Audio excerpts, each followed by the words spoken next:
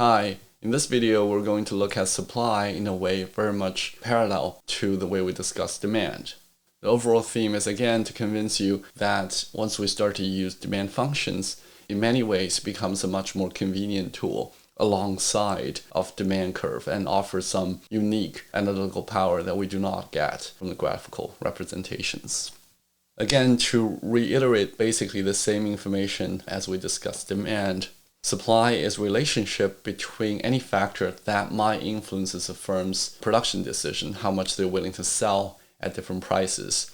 And this particular decision is obviously affected by lots and lots of different factors. For example, in the early part of 2020, when the global supply chain is drastically disrupted by COVID-19, what happens is that a lot of firms' input prices suddenly become a lot higher. It becomes a lot more expensive to operate their businesses. So then, although the price might not have changed, how much products or how much services each business is willing to provide becomes different. So how do we think about these different factors alongside of the changing price of the product itself? Well, they can all be wrapped into a supply function. So a supply curve is simply a specific representation of the supply function, as we'll see in a little bit. So one example of a supply function may be the following. It might be the quantity supplied is equal to some function that's determined by, let's say, two factors: price of the product itself and price of the inputs for this particular product. And here, instead of using F, we're using the notation S to indicate that this is a supply function to distinguish it from the demand function. Now, coming back to our example of Moschini and Meehl in 1992 that studies the market of processed pork in Canada, they didn't just estimate the demand function in that market, and they also estimate the supply. In their study, their estimated supply function takes this particular linear form where quantity supplied is equal to 178 plus 40 times the price of the product minus 60 times the price of hogs, which is the input for processed pork. And to plot this function, again, between quantity and price, we need to pin down all the other factors in that function. So in order to do that, we're going to repeat basically the same kind of process. We're going to plug in a particular value for price of hogs, which is $1.5 per kilogram at the time of the study. So that gives us a simpler one variable function that tells us how quantity supplied is determined by price when the price of hogs is at this particular level. And then we have a univariate function here, which is 88 plus 40p. Again, the information about the price of hog is already wrapped into the intercept here and hidden there. Now invoking our three-line equal sign here again, we're going to define this univariate function on the left-hand side to be this particular thing, which is a supply function that is only determined by price and price alone. Now we can try to plot this function, and again, this is clearly a linear function. Our output quantity supply on the left-hand side, which is equal to 88 plus 40 times p, which is our x on the right-hand side. Again, if we plot Q on the vertical axis, we would see an intercept of 88 and a slope of 40. But here we're not plotting Q on the vertical axis instead. Again, we're plotting P on the vertical axis. So what happens now is that the function needs to be inversed, and you can try that on your own, and it's going to work out in a similar way. Now, in addition to looking at the graph, we can get a more quantitative answer by analyzing the slope of this function to understand how changes in price changes quantity supplied in this market. In particular, we can take a derivative of quantity supplied, or the supply function, with respect to P, and that gives us an answer of 40. And the interpretation is very similar to the interpretations in the demand function.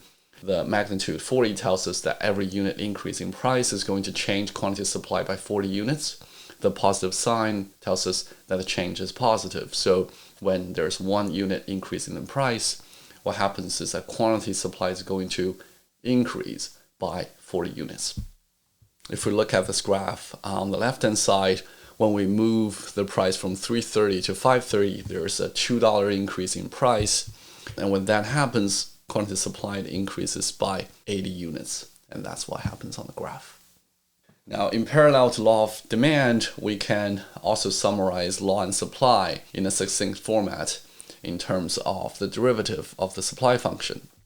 So in principles class, if you remember, law of supply states that overall, if you look around the world in different markets, different services, if nothing else has changed and the only thing has changed is the price of product has gone up, then the firms are usually willing to sell more. And this is law of supply. So again, it's a mouthful, but to summarize it in the expression of a derivative of the supply function, it simply says we expect the derivative of the supply function with respect to the price of the product to be positive. So as price increases, we expect the quantity of supply to increase as long as nothing else is changing. Now, in addition to studying the effect coming from the increasing price on quantity supplied, we can also look at the effect coming from other factors. For instance, in this case, price of hogs. So in other words, what if the input for the firms becomes more expensive? What's going to change in the supply? Well, we know from the principles class, the supply curve is going to shift, and your intuition might say it's going to shift inward towards the left because now the input is becoming more expensive. So at the same price level for my product, I'm now willing to sell less, right? But again, by how much, it's unclear. To what extent that change is going to be constant is very much unclear as well. So given our particular supply function in this context, where we preserve pH instead of plugging in a particular value for price of hogs, it allows us to take a derivative of the supply function with respect to pH. And as a result, the derivative is minus 60. And the interpretation is when there's a $1 increase in price of hogs, the quantity supplied by firms is going to decrease by 60 units. Right? In other words, if there's only a $0.25 increase in the price of hogs, the change in quantity supplied is going to be a quarter of this. So that's going to be a decrease of 15 units. And this change does not have anything to do with the value of price at all. In other words, it doesn't matter which part of the supply curve you're looking at, at whichever price level, the effect on quantity supplied coming from each unit increase in price of hogs is always going to be the same. So the curve necessarily shifts inward in a parallel way to the original supply curve. But again, this is the property coming from the linear supply function, which may not hold if the supply function is no longer linear. And similar to the way we aggregated demand function horizontally, we can also aggregate individual supply functions horizontally to get the overall combined market supply. If we work with the supply functions instead of the graphs themselves, it becomes really straightforward to do this. And it simply is the sum of supply functions. So the quantity supplied by the entire market is simply the sum of quantity supplied by the individual firms or individual suppliers. As an example, let's look at this graph for now to get a little bit more intuition about it. Let's say that we're thinking about an environment that is about Japan's market for a particular product, let's say beef. And let's say that Japanese domestic supply has a supply function that looks like this, whereas the supply of beef coming from abroad is going to take this particular form.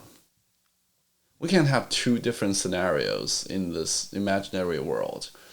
In one scenario, the government imposes no restriction on imports, so all the supply from abroad can come into the domestic market in Japan without any restrictions.